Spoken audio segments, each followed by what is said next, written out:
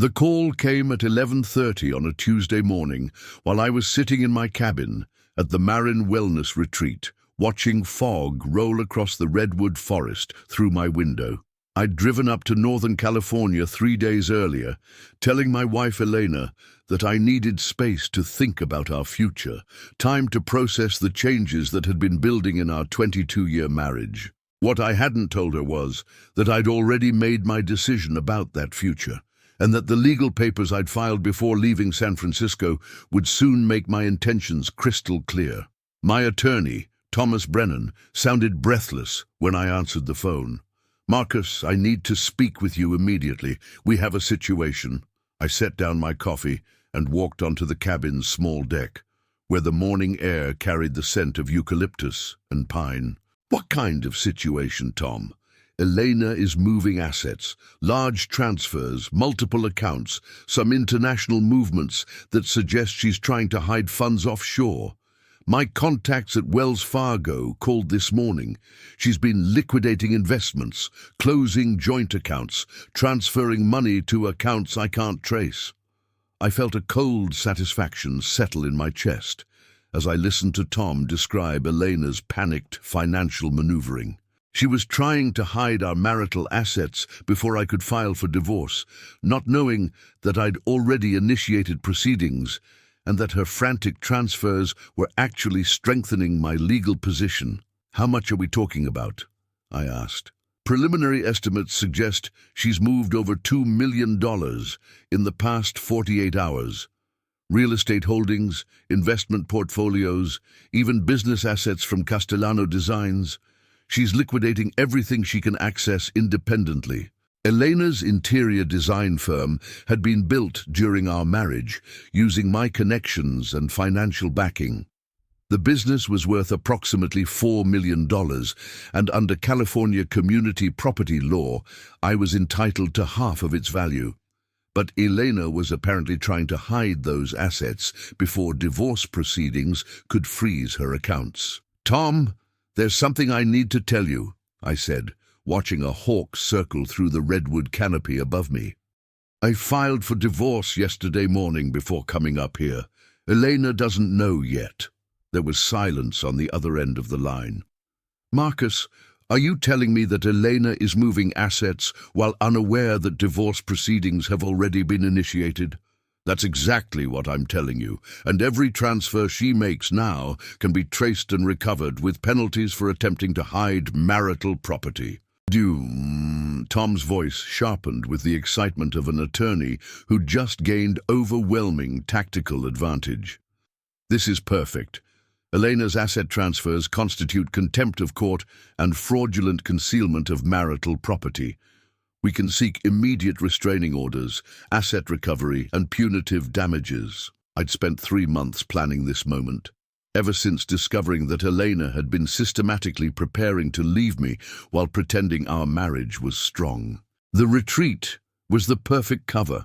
It gave her time to execute her exit strategy while providing me with an alibi for the legal actions I'd already set in motion. My marriage to Elena Castellano had begun like a fairy tale in 2002, when I was a 31-year-old investment banker and she was a 28-year-old interior designer trying to establish her own firm in San Francisco's competitive market. We'd met at a gallery opening in Soma, where she was networking with potential clients, and I was trying to appear cultured for a woman I'd just started dating. Elena had been stunning that night. Dark hair cascading over bare shoulders, wearing a black dress she'd designed herself, moving through the crowd with the confidence of someone who belonged in every room she entered. I'd approached her near a sculpture that looked like twisted metal to me, but which she described as a meditation on urban isolation and human connection. Her explanation was so passionate and articulate that I found myself genuinely interested in art for the first time in my life. We talked for 3 hours that night about design and finance, about building careers and creating beauty, about the intersection of aesthetic vision and practical business reality. Elena understood ambition in a way that most women I dated didn't. She wasn't looking for someone to support her financially while she pursued creative hobbies. She was building a business, establishing a reputation, creating something that would last. When I offered to help her navigate the financial aspects of running a design firm, she accepted with the pragmatic gratitude of someone who recognized valuable assistance without compromising her independence. Our early years together had been a whirlwind of mutual support and shared success. I'd helped Elena secure her first major commercial contract, a restaurant renovation in Union Square that became a showcase for her innovative approach to blending classic and contemporary design elements.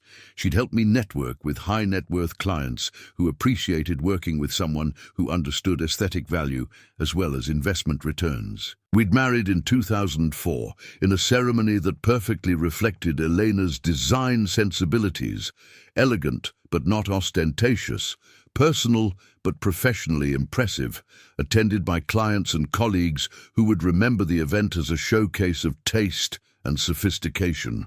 Our Nob Hill townhouse became a laboratory for Elena's evolving design philosophy and a symbol of our combined success. Elena's business had grown exponentially during our marriage, expanding from small residential projects to major commercial installations for hotels, restaurants, and corporate offices throughout the Bay Area. Castellano Designs employed 15 people, maintained offices in San Francisco and Los Angeles, and generated over $3 million in annual revenue. But the business had been built using my financial backing, my connections in the investment community, and my ability to provide the kind of financial stability that allowed Elena to take creative risks without worrying about cash flow. The problems had started around 2019, when Elena began talking about feeling creatively constrained by the commercial success of her business. She'd started taking on more experimental projects, working with artists and architects who prioritized aesthetic innovation over financial viability. She'd also begun spending more time away from home, attending design conferences and artist residencies that sometimes lasted for weeks. I'd supported her need for creative exploration, even when it meant reduced profitability for Castellano Designs. When Elena wanted to spend 2 months in Italy studying traditional artisan techniques, I'd managed the business operations while she was gone. When she'd decided to collaborate with a conceptual artist on an installation that generated no revenue, I'd covered the expenses without complaint. But Elena's creative awakening had coincided with what she described as doubts about our marriage. She'd begun questioning whether our relationship was based on genuine compatibility or merely professional convenience. She'd started seeing a therapist who specialized in conscious uncoupling and had begun attending workshops on authentic living and relationship design. The changes had been gradual but unmistakable. Elena had stopped including me in business decisions, claiming she needed creative autonomy to explore new directions. She'd begun traveling more frequently, often with collaborators I'd never met. She'd started talking about the importance of personal growth and spiritual evolution, using language that suggested our marriage was an obstacle to her authentic self-expression. 6 months ago, I'd hired Patricia Hammond, a private investigator who specialized in high-net-worth divorce cases, to document Elena's activities during her frequent business trips. What Patricia discovered had confirmed my worst suspicions. Elena wasn't just pursuing creative independence, she was systematically preparing to leave our marriage while hiding the financial preparations from me. The evidence was overwhelming.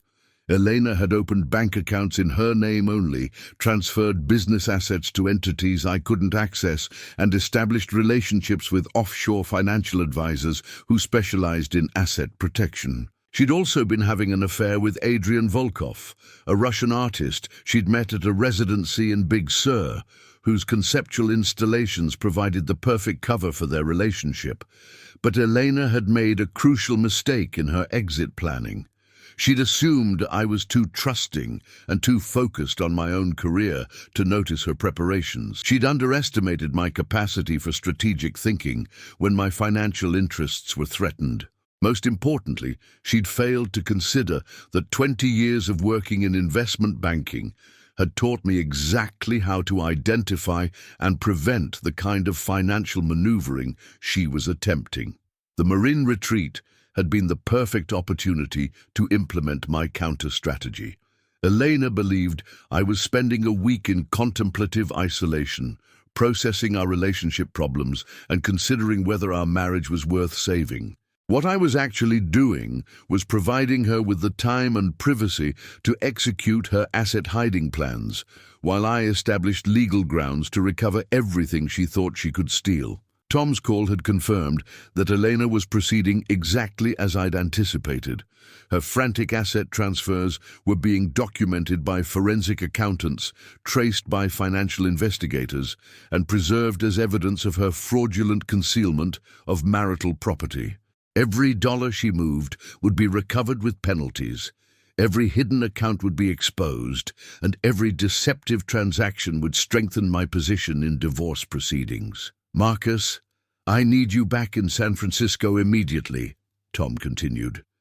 "We should move for emergency restraining orders while Elena's asset transfers are still in progress.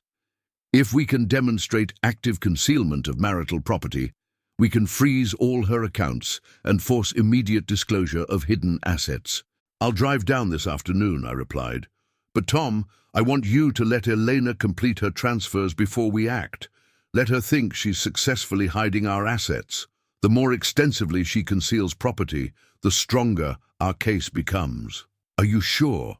Every hour we delay gives her more opportunity to move money beyond our reach." "Elena isn't sophisticated enough to hide assets permanently," I said with confidence, born of 22 years of marriage. "She's panicking, not strategizing. Let her panic completely before we spring the trap." I spent the rest of that morning walking through the redwood forest, considering how dramatically my life was about to change. By evening, Elena would discover that divorce papers had been filed. Within days, she'd learned that her asset transfers had been monitored and documented. Within weeks, she'd face court proceedings that would expose every aspect of her deception and require her to account for every dollar she'd tried to hide. The marriage I'd built with Elena had been based on mutual ambition and shared success, but it had also been built on trust that she was systematically violating. Her affair with Adrian was morally offensive, but her attempts to steal marital assets were financially devastating. I couldn't forgive the betrayal, and I wouldn't tolerate the theft. My phone buzzed with a text from Eleanor. "Missing you at the retreat. Take all the time you need to think. Love you." The casual manipulation of the message, expressing love while actively stealing from me, perfectly captured the duplicity that had characterized our relationship for months. I deleted the text and called Patricia Hammond to confirm the surveillance schedule for the rest of the week. "Marcus, your wife has been very busy since you left for your retreat," Patricia reported.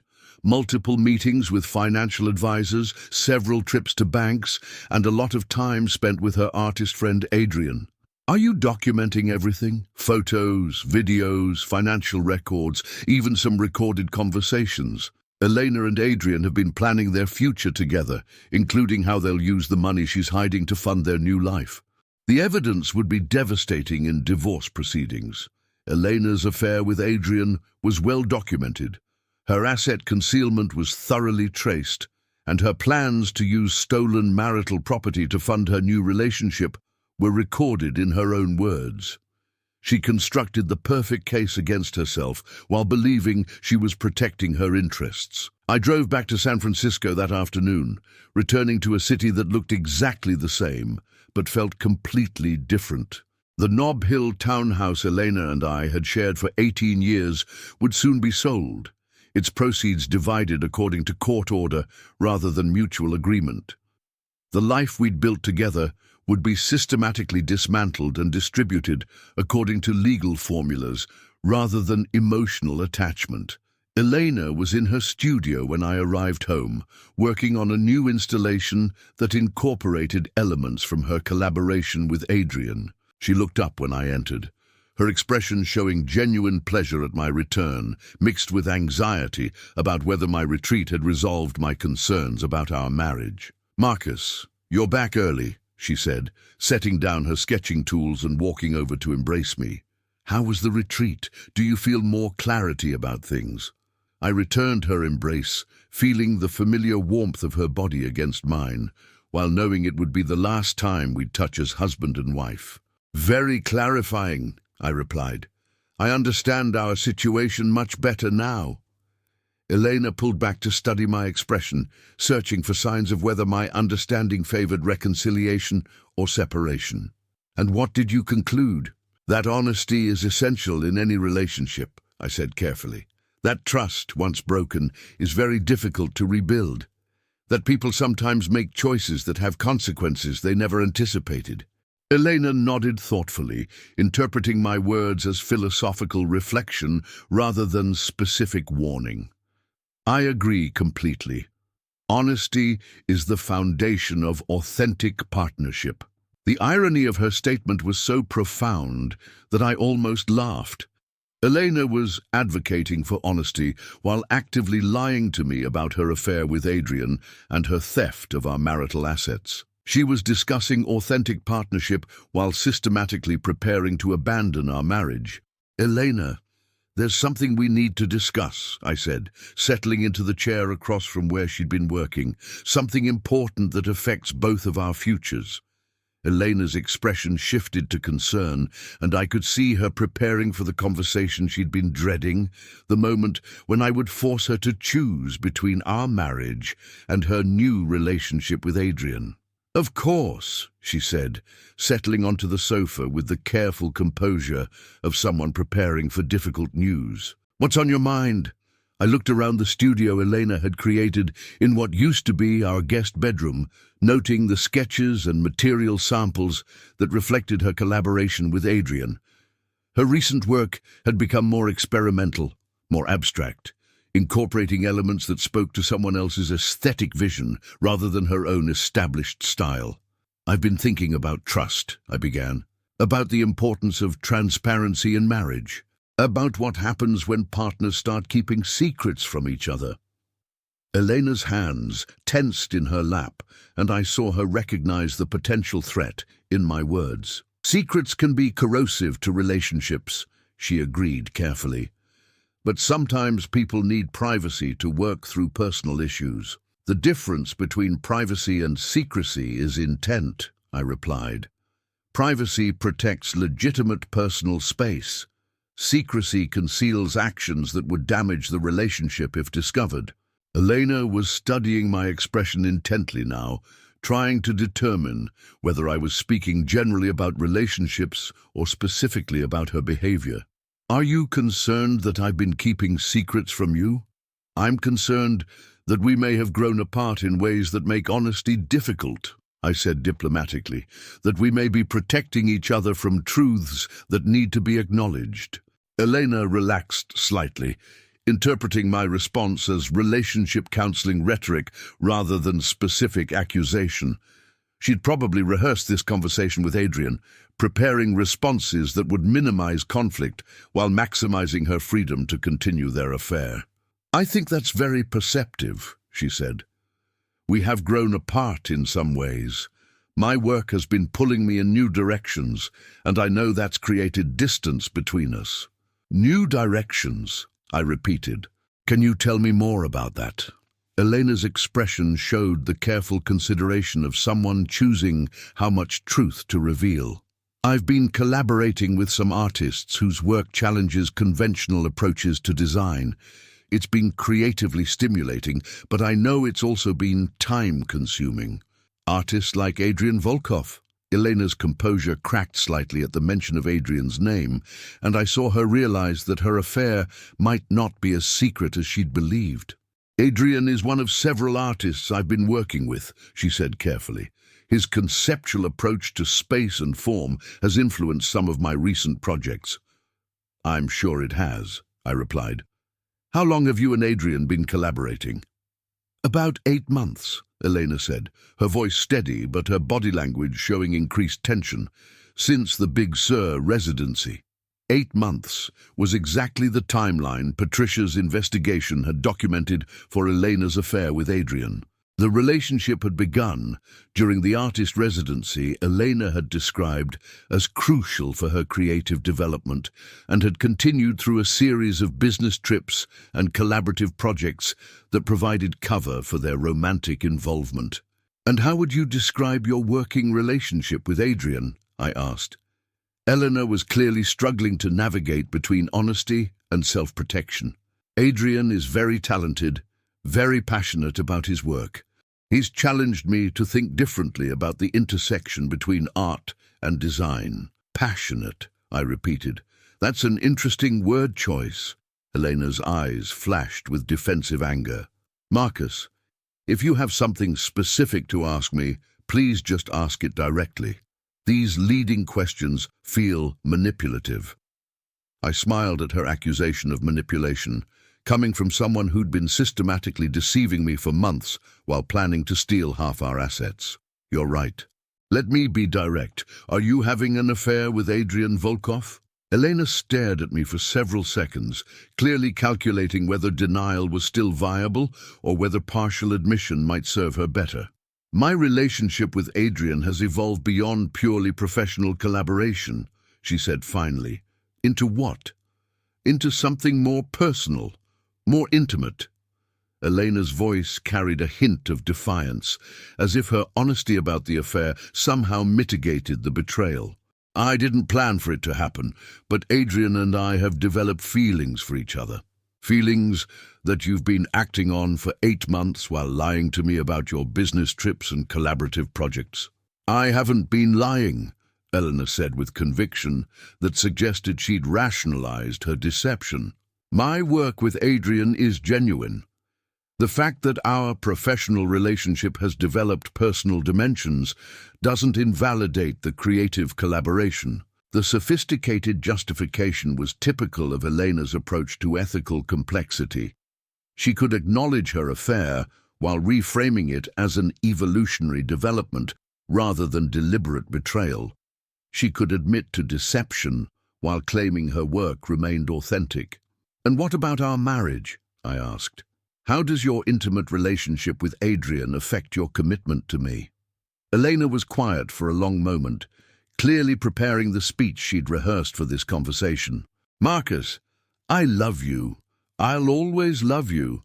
But I've grown in ways that make me question whether our marriage is serving both of our highest potentials."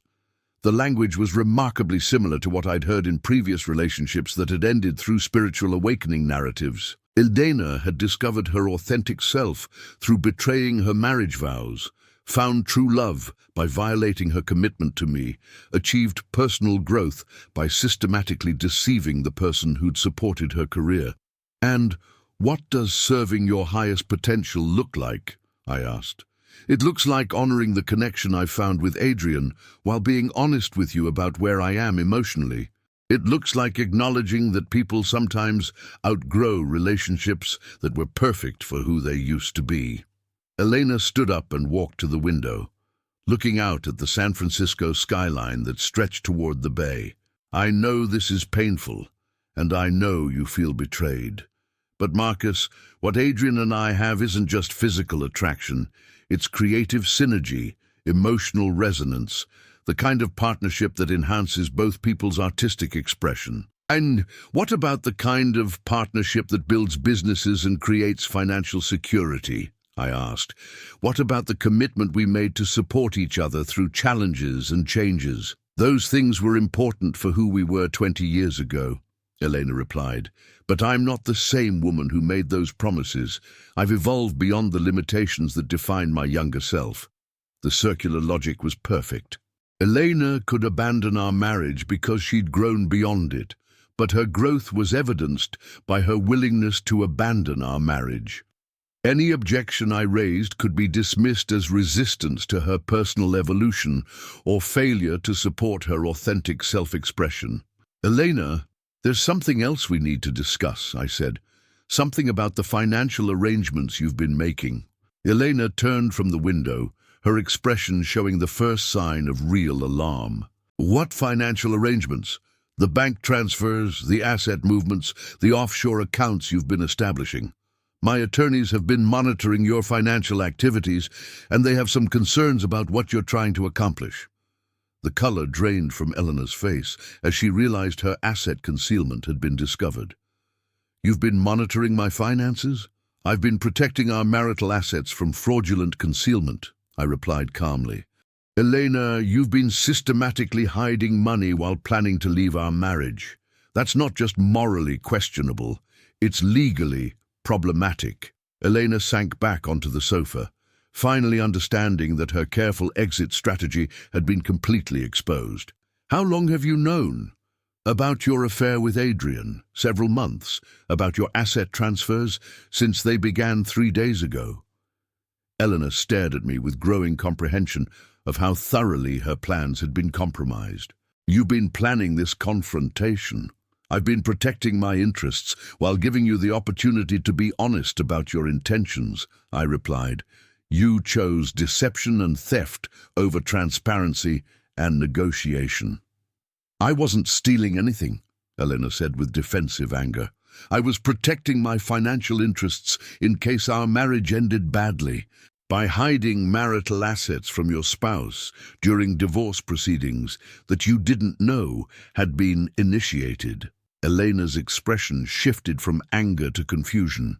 "What divorce proceedings?" I reached into my briefcase and removed the legal documents I'd filed before leaving for the Marin retreat. "Petition for dissolution of marriage, filed 3 days ago in San Francisco Superior Court. You were going to be served with papers tomorrow, but since we're having this conversation, I thought you might prefer to receive them directly." Elena took the papers with shaking hands, scanning the legal language that would dissolve our 22-year marriage. "You filed for divorce while I thought you were at a spiritual retreat." "I filed for divorce after discovering your affair and your asset concealment," I corrected. "The retreat was cover that allowed you to complete your asset transfers while I established legal grounds to recover everything you tried to hide." Elena's voice was barely audible. "Everything I tried to hide? Bank transfers, investment liquidations, offshore accounts, business assets, even the money you've been spending on your relationship with Adrian.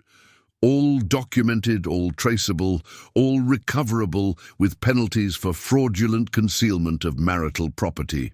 Elena was staring at the divorce papers, finally understanding that her affair with Adrian was going to cost her far more than she'd ever imagined.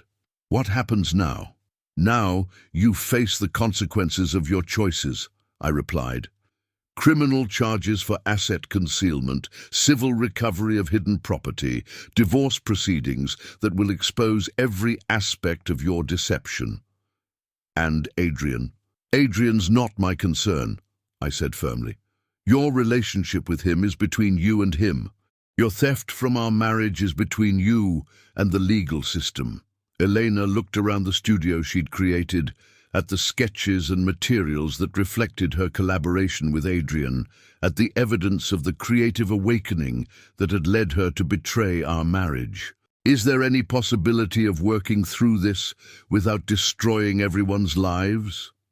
You destroyed our marriage when you chose to lie, cheat, and steal rather than communicate honestly about your changing feelings," I replied. "The legal consequences are just the practical result of choices you've already made." Eleanor was crying now, finally understanding that her spiritual awakening had led her to make decisions with devastating practical consequences. "Marcus, please. There has to be some way to resolve this that doesn't ruin everything we've built together." "There was," I said, standing to leave. "You could have been honest about your feelings for Adrian. You could have asked for a separation instead of conducting a secret affair. You could have negotiated asset division instead of attempting theft. But you chose deception, and deception has consequences." I walked toward the door but turned back to face Elena one more time. "Your lawyers will be in touch about the asset recovery proceedings. Until this is resolved, all your accounts are frozen and all business operations are suspended." "The business?" Elena's voice cracked with desperation. "You're destroying Castellano Designs." You destroyed Castellano Designs when you used it to hide marital assets and fund your affair with Adrian, I replied. I'm just documenting the damage you've already done. Guys, that evening, I sat in my hotel room in downtown San Francisco, reviewing the final details of the legal strategy that would conclude this chapter of my life. Elena's affair with Adrian had been thoroughly documented. Her asset concealment had been completely traced, and her attempts to steal marital property had been preserved as evidence of fraudulent conduct. Tom called around 9 o'clock with updates on the emergency motions we'd filed. The court granted temporary restraining orders, freezing all of Elena's accounts, he reported. We also got orders requiring immediate disclosure of all hidden assets and suspension of business operations until asset division is resolved. How did Elena respond? Her attorney called an hour ago requesting an emergency meeting. I think they're beginning to understand the scope of their legal exposure. And the criminal referral. The DA's office is reviewing the asset concealment evidence. Given the amounts involved and the sophistication of the concealment scheme, criminal charges are likely. I felt the satisfaction of a chess player who'd anticipated his opponent's moves 20 steps in advance. Elena's affair with Adrian had made her desperate to hide assets quickly, but that desperation had led her to make exactly the mistakes I needed to prove fraudulent concealment of marital property.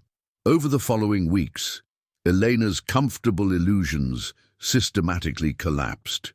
Adrian disappeared when he realized that the money Elena had been using to fund their relationship was actually stolen marital property that would be recovered with criminal penalties. Castellano Designs closed when forensic accountants discovered that business assets had been systematically transferred to accounts Elena controlled independently.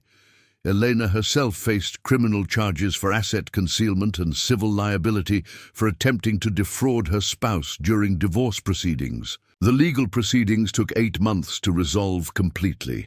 Elena eventually pled guilty to reduced charges, paid full restitution plus penalties, and accepted a divorce settlement that left her with minimal resources. Her reputation in the design industry was permanently destroyed, and she eventually moved to Portland to start over in a different field.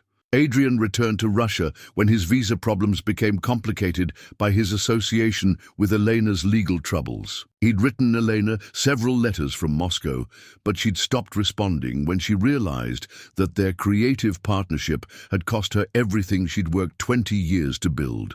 1 year after filing for divorce, I stood in the empty Nob Hill townhouse Elena and I had shared for 18 years, preparing for the final walkthrough before the sale closed. The rooms that had once showcased Elena's design aesthetic now looked sterile and impersonal, stripped of the art and furniture that had reflected our combined success. But the emptiness felt liberating rather than sad. Elena's betrayal had forced me to examine a relationship I'd taken for granted, to identify weaknesses in my asset protection strategies, and to develop legal approaches that had proven more effective than I'd imagined possible. The house sold for full asking price, generating proceeds that I retained completely due to Elena's fraudulent concealment of marital assets. I used that money to establish a new investment fund, building a business that no longer required partners who might confuse professional collaboration with permission to steal. Elena had underestimated the man she'd chosen to betray, assuming I was too trusting or too comfortable to respond strategically to her deception. That miscalculation had cost her everything, while providing me with the opportunity to build something better than what I'd lost. Standing in the empty house where our marriage had ended, I understood that Elena's betrayal had been a gift disguised as a catastrophe. It had taught me to value loyalty over love, honesty over compatibility, and strategic thinking over emotional attachment. Those lessons had proven more valuable than any marriage could have provided.